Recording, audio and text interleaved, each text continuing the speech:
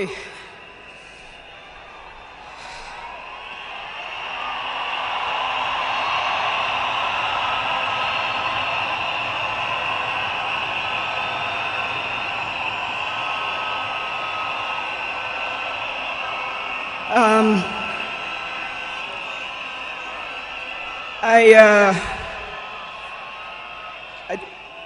To fellow mourners and all protocols observed, I don't know who I'll miss more, my dad or my superhero.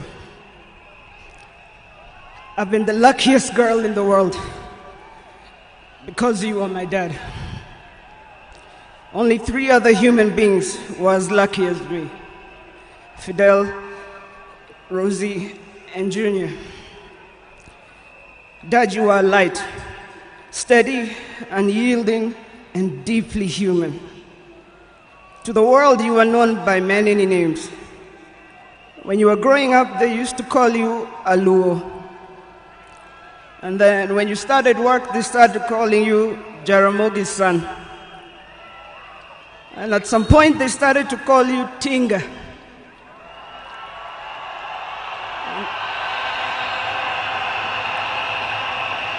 At another point, they started to call you Aguambo.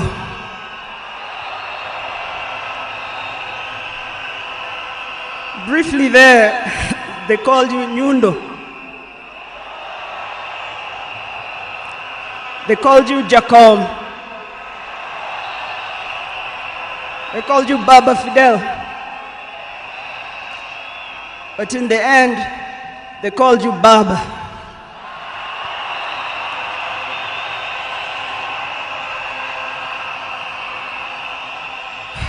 To me, you were simply Dad. A man whose presence froze rooms around the world. Our home was the Vitendawili testing ground, filled with trivia, quizzes that challenged the 4 of us, in a good way sometimes.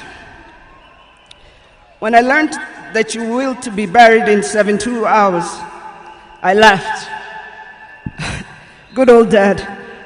Testing and planning for all of us, even beyond the grave. I can see you now laughing in your heaving manner. I can see you laughing at all of us, knowing that your wish will be done.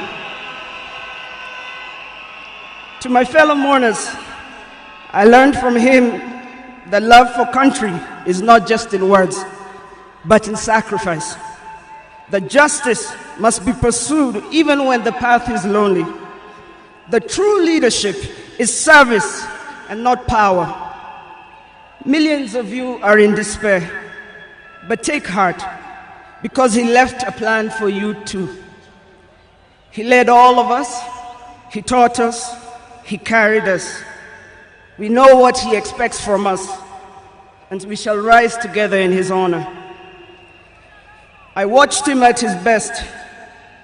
I watched him fall and rise again, each time with grace, forgiveness, and hope. At home, he was gentle and humorous.